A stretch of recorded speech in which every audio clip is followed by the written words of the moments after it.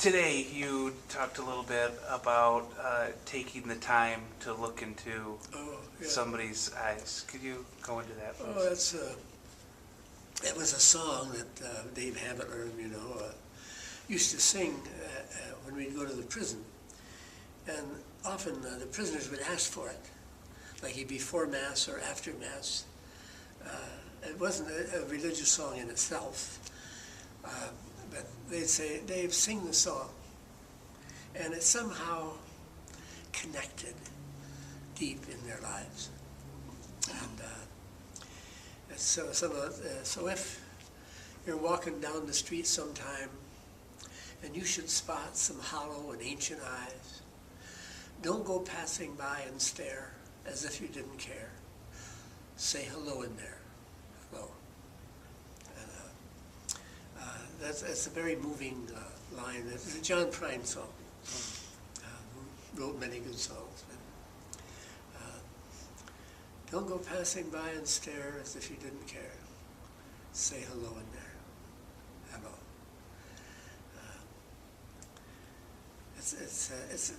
It forges a connection, and maybe it's only that, just a recognition of the person as a person. You're always afraid. I've got to tell a story. So this is ancient history. 100 years ago, I used to work in a factory over in Flint. And, this is long before the priesthood.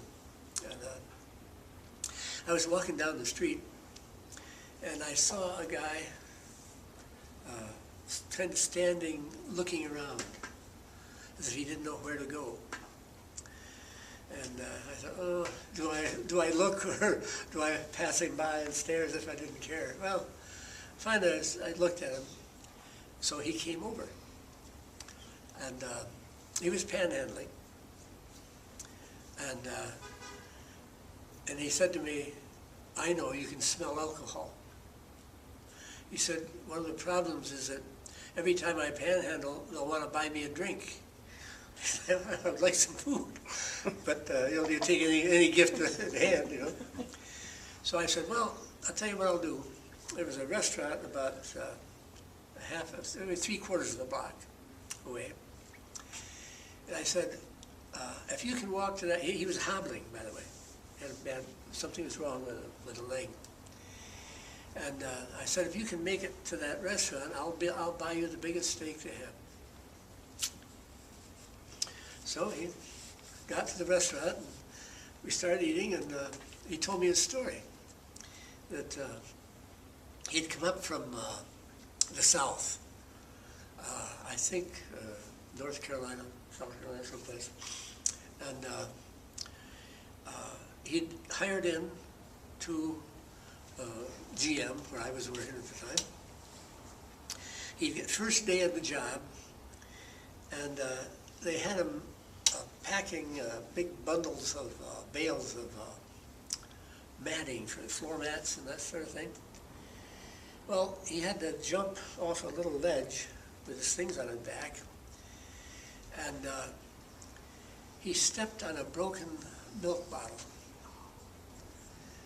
He only had soft slippers on.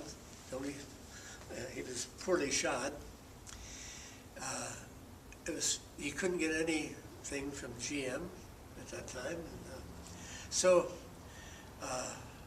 when I listened to him, then he told me his life story. That he had been in the military, that he had lit on the beaches of Normandy, that he got machine gun. He showed me the bullet wounds in his leg.